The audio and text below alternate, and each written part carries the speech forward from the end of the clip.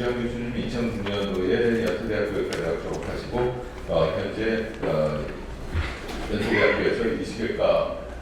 트랜스플란트 서전으로 왕성히 활동하고 계십니다. 강의 부탁드립니다. 네, 소개 감사드립니다. 저는 연세대학교 이식외과 이주환입니다. 먼저 좋은 자리에 함께하게 해주신 여러 선생님들께 감사드리면서 저도 단순히 이제 뇌사자 발생했을 때 뇌파 안 나와서 주말로 넘어가면 굉장히 수정만 그랬었는데 이렇게 어려운 과정을 통해서 이런 과정의 문제를 처음 깨닫게 됐고요. 일단은 수술 의료진 경험인데 제가 뭐 수술적인 쓰기보다는 저희도 이제 여러 가지 과가 모여서 하다 보니까 조금 갈등사항이나 이런 거에 대해서 제가 그동안 짧지만 느꼈던 경험들에 대해서 나눌 수 있도록 하겠습니다. 먼저 제 소개를 하면은 이제 저는 이식외과 의사고요. 처음에 이제 장기 이식이라는 게 이게 1954년도 크리스마스 연휴 때 조셉 머레이라는 사람이 처음으로 사람 사이 장기 이식을 한 건데 사실 이 수술로 노벨상을 타게 됐습니다. 그래서 불과 70년 전에 노벨상을 탔을 만큼 20세기 의학의 기적이라고 불리는 장기 이식 수술을 부족한 제가 하게 돼서 굉장히 영광이라고 생각을 하고 여기 모인 포스터인데 이제 장기 기승에서 이식까지 여러 가지 삶의 퍼즐들을 맞추는데 굉장히 중추적인 역할을 하는 이식외과 의사로 살고 있고요. 실제로 이제 어떤 매스컴에서도 슬기로운 의사생활에서 여기 간담체 외과에서 나왔던 이익준 같은 경우 간이식하면서 굉장히 멋있는 모습을 많이 보여줬는데 주변에서 아직 그런 분을 보지는 못했지만 멋있는 모습도 있고 가끔 이제 의학다큐 찍으면 여기 이제 저희 병원 주동민 교수님인데 뭔가 멋있어 보이는 모습이 있습니다. 하지만 소개를 하면은 이 시기 되면 좀 이상가족처럼 살게 됩니다. 여기 제 사랑하는 두 딸들인데 5살, 3살 돼서 이제 한창 아빠를 찾을 나이인데 제가 이제 이 시기 뜨면은 이제 아이들을 못 보게 되는 날이 돼서 언젠가 이제 제 첫째 아이를 먼저 보고 이제 이식을 떠났는데 아이가 밤에 아빠가 집을 못 찾으면 어떡하는지 깜깜해서 걱정을 했다는 얘기를 듣고 굉장히 가슴이 아팠는데 최대한 많이 시간을 보내려고 하지만 우리가 이제 장기 이식이라는 것들이 제가 원하는 시간에 이루어지는 것들이 아니기 때문에 이런 어려움들을 많이 겪게 되고 저는 이제 이식가족으로 살고 있는데요. 우연찮게도 제 와이프는 이제 신장 이식을 담당을 하게 된 신장내과 의사라서 매칭 들어갈 때 어느 병원 의사든지 같이 나눌 때도 있고요. 오늘 같은 경우가 아침에 심신이식 박수동 교수님 하게 되는 걸 와이프한테 듣고 와서 저는 신장을 하고 있고 와이프는 신장을 먹는 이식가족으로 살게 돼서 저희 아이들은 더더욱 이상가족으로 살고 있습니다. 외과의사의 삶은 굉장히 고달픕니다. 외과의사 삶은 굉장히 촉박하게 돌아가서 수술하고 환자 보고 연구하고 학회 다니고 쪽에서 연구하고 미팅을 하다 보면 가족이 여기 조그맣게 차지를 하게 되는데 여기 응급수술을 뜨게 되면 이 많은 시간들이 굉장히 날아가게 돼서 사실 이식외과 의사분들이 굉장히 이런 상황 중에서 불쑥불쑥 찾아오기 때문에 제가 사실 여기 앞에 앉아있는 과정 중에서도 저랑 같이 이제 펠로 트레이닝 제안 선생님들 두 분이나 오늘 인덕션 에이전트 어떻게 했을지 물어보는 카톡이 와가지고 제가 답해드리고 그랬었는데 여기 계시는 코디 선생님들이랑 여러 선생님들이 항상 이제 본인의 일상에 예상하지 못하는 이벤트들이 나타나게 되고 저도 사실 이 자리에 서기까지 굉장히 고민을 많이 했는데 또 짧게 오늘만 말씀드리면 아침에 미팅 했다가 연구 게시 미팅 했다가 저희 병원 심포지움 갔다가 이거 강의하고 끝나고 나면 기증자 자문회 가고 그래서 굉장히 바쁜 삶을 살고 있는데 여기 이식이 뜨게 되면 이 모든 것들이 이제 올스탑되는 것들이 있습니다. 이제 좋은 모습을 생각을 하면은 굉장히 이제 그 환자들의 삶을 많이 바꿔줄 수 있어서 이분 같은 경우는 한 15년 수업하고 나서 제가 수술을 해드렸는데 당시에 CLD 3베슬에 브론키եկ타시스에 전날 치과에서 염증이 있어서 당일날 CRP가 200이 넘고 그래서 이식을 할지 말지 고민을 굉장히 많이 했는데 워낙에 건강가 좋아서 굉장히 좋아졌고 우연찮게 이분은 심장 관련해서 제 와이프 진료를 보고 있어서 아직 제가 말을 못했지만 훌륭한 선생님 진료를 보고 있다고 제가 가끔 자랑을 하는 분이고 옆에 장면은 이제 제가 이제 백팩을 하고 있을 때 그날 장기식에 한 7번 생체 이식 포함해서 한 7번 이 병원에서 했을 때 여러 동기들이 도와줬던 강부산 선생님 이재현 교수라든지 분당차병원에 가는 양석정 교수 원주세를 하시는 김덕기 교수가 다 모여가지고 이식을 해서 당일날은 굉장히 힘들었지만 사진을 보니까 굉장히 감동적이었던 순간이었습니다. 그래서 굉장히 좋은 시간들을 함께 하게 되고 감동적인 장면들을 굉장히 많이 보게 됩니다. 그래서 30년 이상 투석했는데 태어날 때 정말 울면서 고맙다고 인사를 하고 가시는 분들도 있고 제가 이제 해드린 분들 중에 이제 15살짜리 정신지체 아가 있었는데 사실은 이게 해도 되는지 고민을 많이 했습니다. 얘가 의식이 제대로 이제 인지를 못하는데 면역제를 제대로 공급은 안 해줘야 되는지 고민을 했는데 엄마는 이 아이가 투석을 하게 되면 사실 둘째를 돌보지 못하니까 자기가 살아있는 동안에라도 해야 된다고 해서 사실 지금 3년째 굉장히 잘 살고 있는데 아직까지 한 번도 눈을 마주치지 못했지만 지금 몸무게가 제가 이식해주고 나서 한 2배 정도 커져서 여전히 이제 다른 곳을 쳐다보고 있지만 진료실에 있을 때 굉장히 반가운 얼굴들이고요. 그리고 뭐 제가 수술을 하려고 이식 연락을 받고 오는 길에 보신상을 당한 분도 있었습니다. 그래서 남편은 빈소를 가고 본인은 엄마 상인데 이제 상에 못 가고 와서 이식을 받고 장례기간 전혀 참석을 못하고 제가 이식을 해드린 경우들이 있어서 그때는 제가 정말 이분은 수술을 잘해드리고 싶다라는 생각들이 있어서 이제 다행히 가신 분도 있고 본인이 아버님한테 이제 기증을 해드렸는데 나중에 본인이 이제 신장이 다 나가서 추적을 하다가 뇌사대 이식을 받아서 굉장히 밖에 다니는 분들도 있어서 제가 뭐 여기 계신 여러 교수님보다 훨씬 더 경험이 짧고 제가 주식을 한 지가 한 3, 4년이 있지만 그 짧은 기간 동안에도 워낙 드라마 같은 순간들을 많이 겪어서 제 장기식이 굉장히 소중한 것들이고 항상 삶의 결정적인 순간에서 제가 환자들을 만나게 됩니다. 그래서 기증자 사망 순간으로부터 삶이 다시 시작을 하기 때문에 항상 이제 결정적인 순간이긴 하지만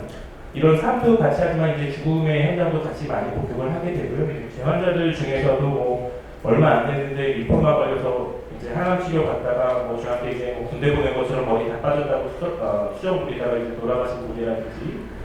제이식하고 굉장히 젊은 친구였는데 어느 날 이제 뇌출혈로 다시 본인이 돌아가시면서 자기 남은 자기를 다시 기증을 하는 경우들이 있었고 또 뭐 그 부모님이 저한테 와서 마지막에 뭐 설렁탕을 한 걸 못 사준 게 그렇게 마음이 아프다고 이렇게 하셨던 분들이 있는데 너무 이제 흔한 레토릭 같지만 실제로 현장에 있다 보면 그런 모습들도 많이 보게 되고 이제 완치가 없는 병입니다. 뭐 암처럼 5년이 지나면 끝났습니다 이런 것들이 아니라 20년, 30년 계속 다니다 보면 저한테 결혼을 했습니다라고 와서 말씀을 해주시는 분도 있고 아기 낳고서 와서 아기 보여주는 분들부터 얼마 전에는 본인이 이제 이식을 받았기 때문에 열심히 공부해서 뭐 기술사 자격증 땄다고 학위 이렇게 증명서 갖고 와서 외래대 자랑하시는 분들도 있어서 여러 삶의 결정적 순간들을 함께 해주게 하는 수술입니다. 대신에 이제 제가 뭐 이런 과정에서 늘 잘나서 이런 것들이 아니라 많이 배우게 되고 이해를 하게 되는데 최고로 배우는 이식이라는 것들은 굉장히 뭐 면역학적인 부분, 수술적인 부분이지만 제가 이런 지식이 아니라 삶이나 이런 결정이 어려운 순간에서 과연 환자들이나 보호자들이 어떤 선택을 하고 내가 하는 선택이 이 환자한테 어떻게 영향을 주는지에 대해서는 늘 고민을 하게 되고 한번 결과가 안 좋으면 혹시나 제가 부족했던 부분이나 제 결정이 좀 잘못된 부분이 없는지도 늘 고민하고 고뇌를 하게 되면서 초창기에 1, 2년 차 때는 한번 프라이머리 노펑션이고 기능을 못하는 장기가 왔을 때는 너무 좀 좌절해서 그 다음에는 굉장히 보수적으로 좀 변했다가 또 한 번 잘 되면 그 다음에 좀 적극적으로 해보기도 하고 있고 환자들한테 내가 이렇게 대단한 사람이 아닌데 내가 과연 이 수혜 여부를 결정할 능력이 있는가에 대한 고민도 사실은 많이 듭니다. 어큐트 키드니 인저리가 와서 지금 CRRT 돌리고 있는데 받으실 거였는데 관리기간 포기했다고 그러면 굉장히 고민이 되는데 언젠가 한 번은 제가 환자한테 미안해서 제가 그 병원까지 가서 키드니 상태 보고 포기한 적이 있는데 사실 95% 이상 못 받을 걸 알고 있었는데 제가 환자한테 해드릴 수 있는 게 가서 내 눈으로 봤는데 너무 못 쓸 것 같다 그 확인해 주는 거 정도뿐이 없어서 그 기억들도 있고요. 그래서 몇 년이 지났지만 여전히 조금 부담스러운 분야입니다. 그래서 제가 사실은 처음에 제가 왜 이식외과를 선택했는지 정확히 기억이 나지는 않는데 아마 오늘 하루하루에 최선을 다하면서 살고 있고 흔히들 가슴 뛰는 삶, 멋진 일, 한 번 사는 인생에 하고 싶은 거 하자 이런 얘기를 많이 하는데 이식외과 삶이 늘 그렇게 밝거나 그렇지 않습니다. 어두운 모습들도 많이 있고 제가 이제 가슴 뛰는 이식이라는 일을 한다고 해서 지금처럼 노벨상을 탄다든지 이제 시대의 아이콘이었던 스티브 잡스처럼 가슴 뛰는 일을 했더니 세계적인 대보나 어떤 급유가 되지는 않습니다. 그래서 가슴 뛰는 일을 젊을 때는 할 수 있는데 40대에도 계속 가슴 뛰는 일을 하면은 제 집에 있는 심장내과 교수님께서 부정맥이 생긴다고 그래서 저희들이 열심히 뇌사대 이식을 하다 보면 건강에 많이 제약이 오게 됩니다. 그래서 실제로 야근은 발암물질이라고 해서 WHO에서 이제 교대 근무를 아마 발암물질이라고 저희가 정의를 한 것 같은데 저희 병원에서는 제가 암에 걸리지 않도록 교대 근무를 허용하지 않고 제가 밤을 새도 다음날 계속 일을 하게 시키고 있어서 암 걱정은 없을 것 같습니다. 그래서 어떤 이식외과 의사를 했을 때 힘든 부분은 사실 내 내가 젊었을 때 어떤 의지를 가지고 하는 것들은 있는데 내 가족들이나 내 삶이 계속 그런 거를 영위를 할 때 내 뒤를 이어서 이런 고생을 누군가 대신 해줘야지 이게 대체가 되기 때문에 그런 거에 대해서 현실적인 굴레를 당면하게 되고요. 이제 생명가격표라는 책을 얼마 전에 읽었는데 사실은 이거는 어떤 사람 간의 차이, 9.11 테러가 나고 돈을 많이 버는 사람한테 굉장히 높은 가격이 책정이 되고 돈을 못 버는 사람, 이민자, 뭐 자격이 없는 사람한테 굉장히 싼 가격이 측정이 되면서 어떻게 생명의 가격이 측정이 되는지에 대해서 얘기를 했는데 여기서 나온 것들이 모든 생명이 소중하지만 소중하다고 우리가 가격을 매기지 않는 건 아닙니다. 그래서 가격이 항상 매겨지고 오히려 매일같이 공정하게 매겨진지 봐야지 이게 보호가 되도록 하는 건데 제가 여기 오기 전에 한번 저희 병원 수가창에 뛰어가가지고 이식 수술 가격을 했는데 앞에서도 이제 김원주 교수님이 수가 얘기를 하는 것들이 굉장히 조금 필링 느끼듯이 하지만 실제로 이제 의료 행위를 했을 때 내가 하는 다른 행위들에 비해서 내가 하는 게 얼마나 사회적인 가치를 인정받고 있는가에 대해서는 제가 드리는 노력뿐만 아니라 제가 받는 월급이 바뀌지는 않겠지만 그거를 통해서 나보다 또 많은 인력을 이 분야의 일을 하게 함으로써 아까처럼 부정맥이 생기거나 발암물질이 생기거나 이런 걸 막을 수 있고 이런 일들이 계속될 수 있게 하지 않을까 싶어서 이식과를 하면서 조금 아쉬운 부분은 이렇게 필수 의료인데 과연 수가를 이렇게까지 조금 낮게 특히 신장이식 같은 경우 제가 하는 게 굉장히 낮게 측정이 있어서 마음이 많이 아팠는데 그래서 여기 이 책에 보면은 인간 생명에는 일상적으로 가격이 매겨지고 가격표는 큰 영향을 미친다. 그리고 투명하지도 공정하지 않다. 근데 가격을 낮게 책정받는 사람은 더 큰 위험에 노출된다는데 가격이 낮게 책정되는 과에 있는 의사들은 굉장히 더 큰 위험에 노출될 것 같습니다. 그래서 이제 내사 이식의 절차를 간단히 말씀을 드리면 여기 계시는 이제 코디네이터 선생님들이나 의료진 분들 다 알 수도 있지만 이식외과 의사가 아니면 잘 모르는 부분도 있을 것 같아서 한 가지씩 말씀드리겠습니다. 우선은 이제 뇌사자가 발생하는 경우에 장기별로 매칭에 들어가게 되는데 이제 코디네이터 선생님들이 앱을 통해서 여러 가지 응급도라든지 혈액형, 면역학적인 정보 원칙에 따라서 다 정해지게 돼서 넣을지 말지를 결정하게 되고 넣으면은 스테이터스라든지 대기가 여러 가지 중수에 따라서 알로케이션이 돼서 순서대로 나오게 되고 그 중에서는 차중이 되기라고 해서 기다리실 과정 자꾸 물어보기도 하고 이 신장 이식 같은 경우 확장 범주 공유자라고 이런 거 받을 건지에 대해서 여러 가지 얘기를 하는데 주치의한테 이런 거 매칭 넣을 건지에 대해서 연락을 받게 되면서 이제 뇌사자가 생겼구나에 대해서 저희가 이해를 하게 되고 실제로 이 환자를 우리가 이제 선점이 되거나 차순이 되길 하게 되면 환자한테 연락을 해가지고 여러 가지 검사들을 하게 됩니다. 교차하는 검사부터 해서 이식에 절대 금지증이 되는 활성화 있는 종양이 있는지 심폐기능이 너무 나쁘지 않은지 감염이 없는지 여러 가지 검사를 하는데 시간이 굉장히 부족합니다. 그래서 사실은 신장이식이나 폐이식, 간식 환자 같은 경우 워낙 중증도가 높아서 병원에 있긴 하지만 신장이식 환자들은 어디서 투석받다 투석실에서 투석 중단하고 오기도 하고 제 환자 중에 얼마 전에 차순이 대기하다가 시도 때도 너무 슬퍼서 집에 가다 밥을 먹었는데 앞에 분이 돌아가시면서 다시 왔는데 그 에피오 시키느라고 또 수술이 딜레이 되기도 하고 여러 가지 우여곡절을 겪는데 이런 스크린 검사를 중간중간에 챙겨보고 일정 정도가 나오면 제가 이제 수술에 대한 설명을 면담을 하게 되는데 그러면서 동시에 이제 장기 기증하는 환자의 병원에 올바른 리커버리를 위한 팀이 꾸려지게 되고 보통 이제 접촉이 한두 명의 코디네이터 선생님을 통해서 앰뷸런스 타고 KTX 타고 비행기 타고 다시 앰뷸런스 타고 병원을 가게 되는데 여기에 제가 들어갈 때도 있고 안 들어갈 때도 있고 요즘에는 이제 저도 아래 같이 하는 교수님들이 있어서 여기에 많이 포함되지는 않지만 어떨 때는 제가 알로케이션에 했다가 스크리닝하고 환자 면담한 다음에 다시 앰뷸런스 타고 구두 갔다가 구두 수술하고 돌아와서 벤치 수술하고 다시 이식을 할 때도 있어서 이제 여기까지 오는 과정을 얘기를 드렸다 그러면은 지금까지 사실은 요 앞에 과정들이 다 포함이 되고 실제로 가지고 오면 그 장비들을 코디네이터 선생님들이 수술실에 전달하면서 업무가 끝나지만 이식외과에서는 이제 그때부터 벤치 수술을 하게 되고 장기 이식을 방치하는 과정이 일반적인 이식 수술 한 건을 하는 데 과정입니다. 그래서 올바른 리커버리에 대해서 내사자 발굴을 신경과 선생님이나 신경과 선생님이 해주시면 신경과 선생님이 뇌파 판독을 해주고 여러 코디네이터들이 노력을 해주면 신장 하나가 매칭돼서 알로케이션 되고 혈액이 왔다 갔다 하면서 교차하는 검사하고 KTX 타고 앰뷸런스 타고 이식이 되고 간이 똑같이 되는데 또 사이즈 보고 괜찮으면 이제 분할을 하겠다고 이제 분할비이 들어오기도 하고 폐랑, 신장 마찬가지 또 사이즈 보고 여러 가지 일이 돼서 사실 거의 뭐 복잡계처럼 굉장히 불가능한 일이라 이거를 이제 하루 안에 해야 되고 한 군데만 하는 게 아니라 여러 군데 걸쳐져 있는 부분들도 있어서 이게 굉장히 복잡한 과정이기 때문에 여기 계시는 여러 선생님들이 골치 아픈 일들을 굉장히 많이 겪었을 거라고 생각을 하고 저희들이 이제 그 장기 구독 수술실 안에서 살펴보면 일단은 외과 의사가 느끼는 거는 굉장히 번호가 언스테이블합니다. 당연히 뇌사 상태 때문이기도 하고 아니면은 이미 바이탈에 앉아서 여러 가지 뭐 에크모부터 CRRT 여러 가지를 달고 오는 분부터 굉장히 불안한 상태고 여러 장기식에서는 수혜자 상태도 굉장히 불안정하고 불확실해서 어느 날은 뭐 받으러 오시다가 뭐 돌아가신 분이 있어서 취소가 되기도 하고 여러 가지 언스테이블한 상태에서 오게 되고 공유자 수술하는 과정에서도 뭐 피가 나서 갑자기 뭐가 취소가 되고 한쪽파도가 떨어지고 심정지가 일어나고 이런 일들 일상다반사로 있습니다. 그리고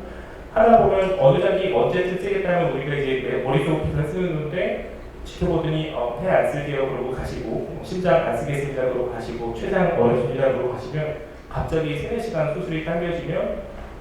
열심히 기차표랑 비행기표 예약해놨던 것들이 다 없어지고 다시 앞으로 당겨야 되고 HTK 안 싸고 들어갔는데 그쪽에서 뭐 빌려서 적출하고 여러 가지 이벤트들이 생겨서 예상하지 못한 일들이 굉장히 많이 생겨서 내가 수술 이만큼 해야지라고 생각하고 하다가 전혀 다른 수술하고 오게 되는 경우들이 많이 있습니다. 그리고 우리가 아나토미라고 해서 대부분의 암 수술이라든지 제가 일반적으로 하는 리시테트 수술은 뭐 CT도 보고 계획도 어느 정도 머릿속으로 세우고 들어가지만 뇌사자가 이런 검사를 할 컨디션이 안 되면 뇌사자입니다 정보 위에는 아무것도 모르고 들어가서 수술을 하는데 뭐 혈관 변이가 있다든지 이전에 뭐 배수술 받아보고 폭이 나오고 여러 가지 이벤트들이 그때그때 발생하는데 아무도 답을 알려주지 못하고 이제 내 분야가 아닌 분야를 잘 모르기 때문에 여러 장기 선생님들이 굉장히 어려움에 많이 속하게 됩니다. 또 하나는 제가 모르는 수술실에 모르는 수술팀과 모르는 기구를 사용을 해야 되고요. 뭐 재밌는 얘기를 제가 때로 되는 어느 병원 수술실 갔는데 제가 수술복을 이송 직원 수술복을 입어가지고 저희들이 이제 수술실에 들어가게 막힌 적도 있었고 그러니까 수술하는 인원이 아니고 이제 침대에 날려주는 분인 줄 알고 그런 적도 있어서 뭐 길 몰라서 중간에 갇힌 적도 있고 그런데 어쨌든 그 맞춰가는 팀이 아니기 때문에 굉장히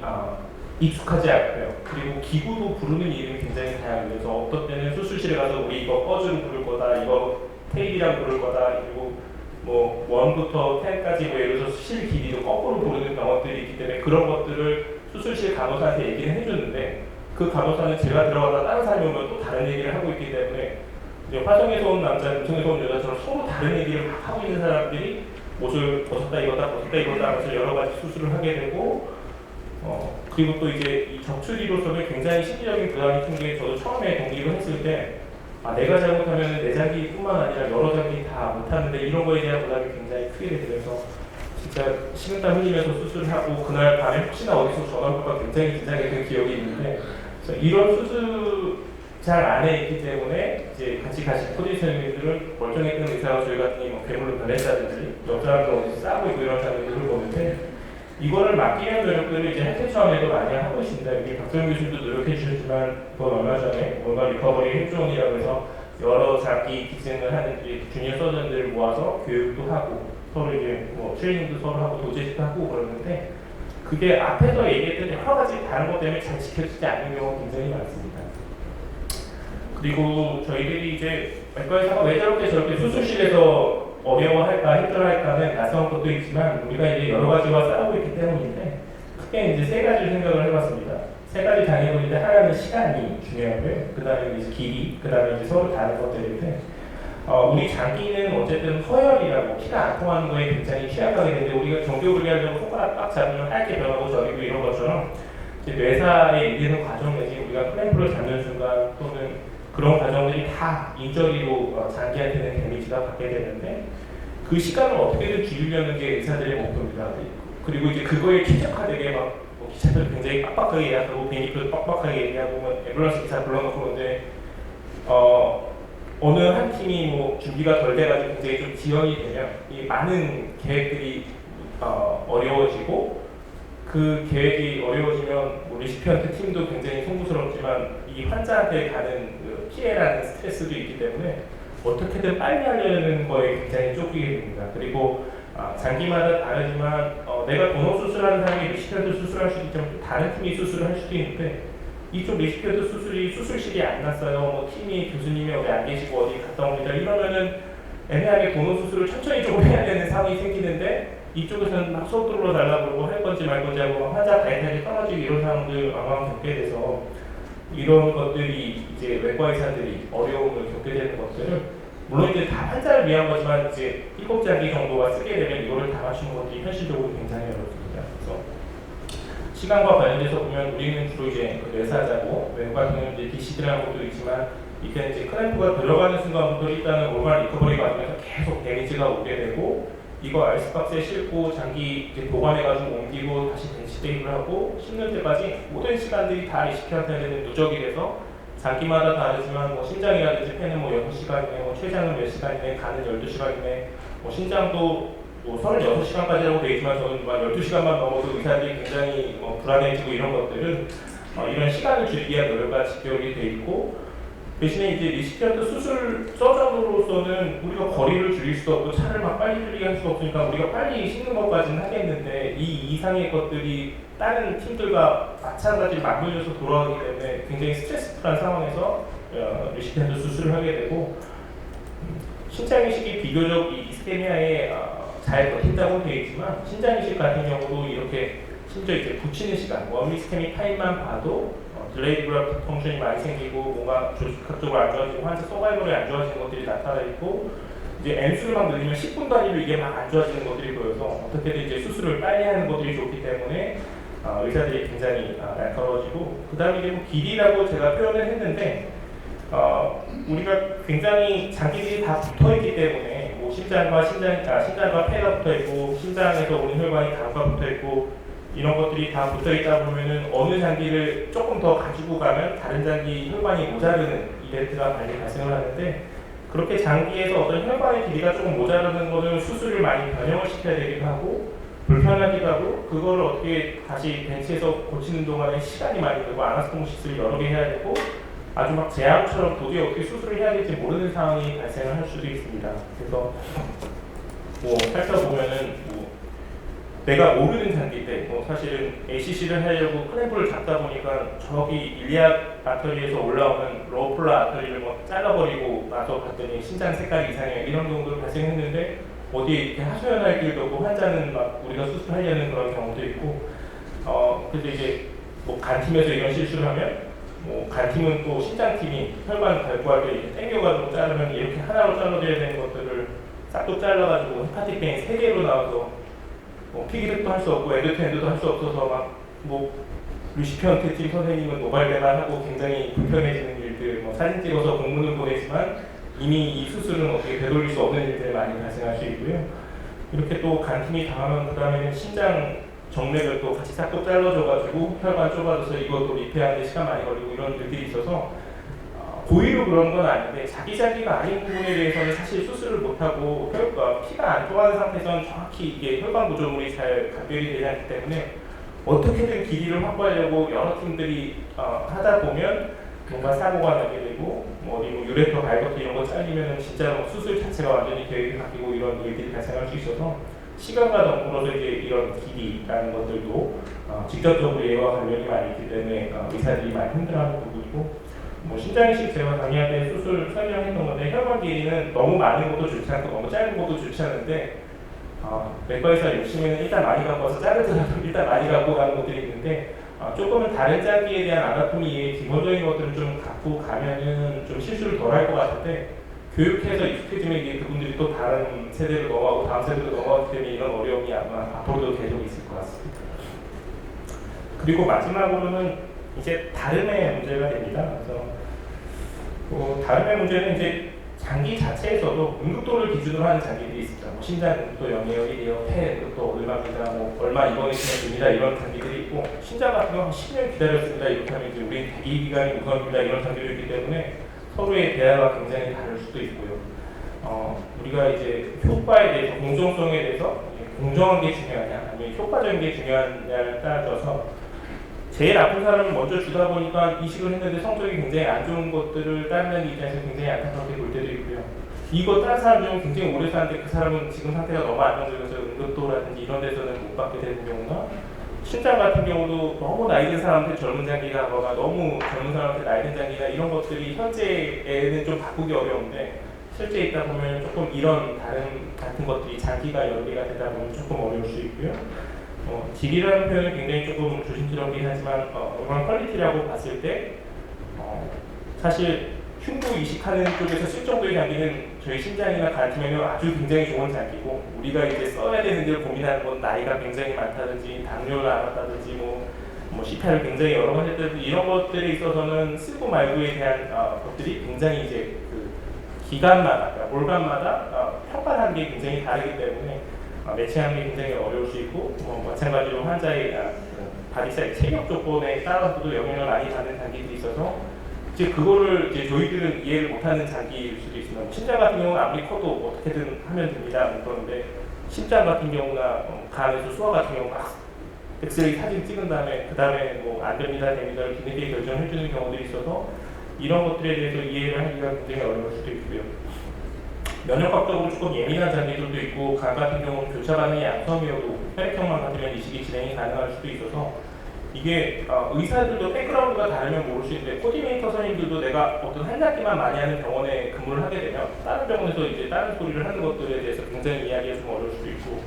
뭐 이뮤놀로직한 거 얘기 갔더니 하면 제가 키아렉이랑 DSA 설명을 제 와이프한테 한 3년 정도 해가지고 겨우 이해를 시켰는데 많이 싸웁니다. 그래서 이제 신장팀이라든지 폐팀은 아직은 이제 면역학적인 걸 조금씩 더 알아나가긴 하지만 또 신장 이식이 워낙에 면역학적인 게 많으면 이런 것 때문에 매칭할 때 굉장히 좀 서로 이해하기 어려운 부분들이 있을 수 있고요. 또 하나는 장기 이식을 어디다 하느냐도 굉장히 다를 수 있습니다. 그러니까 올소토픽은 그 자리를 떼내고 그 자리에 붙여야 되는 건 리시칸들을 빨리 내리겠고 뭐 심장 이식이든 폐이식 같은 경우는 그 자리에다 붙여야 되기 때문에 리시칸을 빨리 내리는데 헤테로토픽 같은 신장 이식은 그 자리에 콩팥을 떼내거나 그러지 않고 이대학 포스에다 넣기 때문에 천천히 불러가지고 건데 왜 쟤네는 이제 수술실 때문에 이 수술이 딜레이 되느냐에 대한 이런 이해도가 어떤 리시칸트 수술 자체가 굉장히 상이하기 때문에 좀 다를 수가 있고요. 트레이닝도 굉장히 다를 수가 있고요. 간이식이랑 신장이식을 같이 하는 트레이닝 센터들이 있고 간이식, 간담체를 같이 하는 트레이닝, 신장이식, 혈관을 같이 하는 트레이닝 이런 것도 있는데 사람이 모자라다 보면은 뭐 적출을 유방외과 의사가 와서 심장을 떼는데 2시간 동안 떼신 적도 있었고 뭐 비뇨기과 선생님이 와서 떼는데 혈관을 거꾸로 잘라준 적도 있어서 이게 너무 다양한 사람들이 모이고 이분들 다 바쁜 와중에서 이런 거를 여러 장기를 하다 보니까 보면 시간이랑 길이에 대한 문제도 있지만 이런 다름에 대한 문제들도 굉장히 크게 다가올 것 같습니다. 그래서 이렇게 여러 가지 이유가 있지만 그럼에도 불구하고 우리가 생각하는 골은 하나입니다. 우리가 장기도 다르고 각자 다른 스케줄이 있어도 계속 가슴 뛰는 일을 하고 미션 임파서블처럼 불가능한 일을 하는 이유는 가격표가 불합리하더라도 오늘 하루에 4시간이나 모여도 되면은 기증하신 분의 숭고한 뜻에 맞춰서 내 앞에 있는 환자랑 가족한테 새 생명을 선물할 수 있기 때문에 그런 거고요. 이런 시간이라든지 길이라든지 다름에 대해서 얼굴 붉힐 때도 있고 다툴 때도 있지만 오늘 이 순간에도 이주에 모인 여러분들 노력 때문에 여러 환자분들이 새로운 생명을 얻을 수 있는 것 같습니다. 다만 이제 뇌사자가 계속 부족하고 이렇게 부족이 지속돼서 얼마 전에 뉴스에서도 대기하다가 돌아가신 분들 굉장히 많다는 내용들이 나오기 때문에 이제 생명인기라든지 이런 데서의 노력이 더더욱 더 중요할 것 같습니다. 한 가지 이제 걱정되는 부분은 이제 정해진 미래라고 얘기를 하는데 이 이식 시스템이 과연 가능할까에 대해서 물론 organ이 부족한 것도 굉장히 중요한 문제지만 외과 의사가 부족한 것도 굉장히 중요한 문제입니다. 그래서 작년에 뭐 KBS 뉴스 나올 때 외과 의사 평균 나이가 53세라고 얘기를 했는데 학생들이 이제 외과를 잘 선택하지도 않을 뿐더러 레지던트를 하는 친구들이 이식과 펠로를 하는 것도 굉장히 적고 여기에서 굉장히 적은 수가 주니어 패컬티로 살아남고 굉장히 적은 수가 끝까지 살아남아서 각 기관에 수술을 하게 되는데 이게 쉽게 바뀌지는 않을 것 같고 지금의 주파식도 점점 더 줄인다는 목소리가 있고 외과도 3년제로 되면서 여러 외과, 흉부외과 이런 과들 안에서도 장기 이식을 하는 사람들이 굉장히 줄어들게 돼 있어서 제 기억에 제가 처음에 이식과 펠로우 할 때 아까 문인성 원장님이 어떤 사석에서 보고 아직 늦지 않았다고 관둘 거면 빨리 관두라고 얘기를 하셨는데 이제 그 부분은 아마 이제 고맙기도 하고 대변하기도 한데 앞으로 이제 이런 거에 대한 걱정이라고 제가 생각을 하고 이런 부분들에 대해서는 전체적으로 뭐 수가 조정뿐만 아니라 계속 환경을 고치기 위해서 시스템을 만들어나가지 한 명의 희생을 통해서 하기에는 굉장히 사회가 급변하고 있는 것 같습니다. 뭐 현장 의료진으로서 제가 드리고 싶은 말씀은 우선은 이제 감사한 마음입니다. 공유자분께 당연히 감사드리고 제게 수술 맡겨준 수혜자분이나 잘 회복되어준 환자분들한테도 감사한 마음을 표고요. 그리고 묵묵히 이 일을 진행시켜주시는 여러 코디네이터분들이나 진단원자나 코다, 코노스, 생명기 여러 분들한테 제가 감사드리는 마음이 있고 우리가 모두 이제 생과사의 관리에서 노력을 하고 있습니다. 그래서 이를 위해서 시간과 길이가 다름이 있어서 싸우고 있지만 우리 모두 이제 결국에 같은 곳을 보고 달리고 있기 때문에 이에 대해서 서로 이해를 하는 것들이 조금 더 필요하고 의료진과의 이해도 필요하고 대신 이제 바깥에서 우리를 또 이해해 줄 수 있도록 이런 적극적인 설명해 주시는 자리도 마련해야 될 것 같습니다. 그리고 끝으로 향후 지속 가능한 이식 현장을 위해서도 노력과 관심이 필요한데 개개인의 희생이나 고생만으로는 이게 지속 가능하지 않기 때문에 앞으로는 보다 안정적으로 시스템이 안착할 수 있도록 이식 의료진 모두 다 소중한 가족이 이걸 사회 경험이기 때문에 가슴 뛰는 일을 적당한 시간에 할 수 있도록 배려해 주시면 좋을 것 같습니다. 예, 이상 발표를 마치겠습니다.